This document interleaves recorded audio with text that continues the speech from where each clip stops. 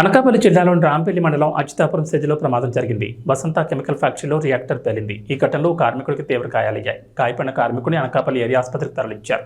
మరికొందరికి కూడా గాయాలైనట్లు సమాచారం. ఈ ప్రమాదంపై రాష్ట్ర హోంమంత్రి వంగల్పూడి అనిత స్పందించారు. జిల్లా కలెక్టర్ ఫోన్ చేసి ప్రమాదానికి గల కారణాలపై ఆరా తీశారు. క్షతగాత్రులకు మెరుగైన వైద్యం అందించాలని మంత్రి ఆదేశించారు.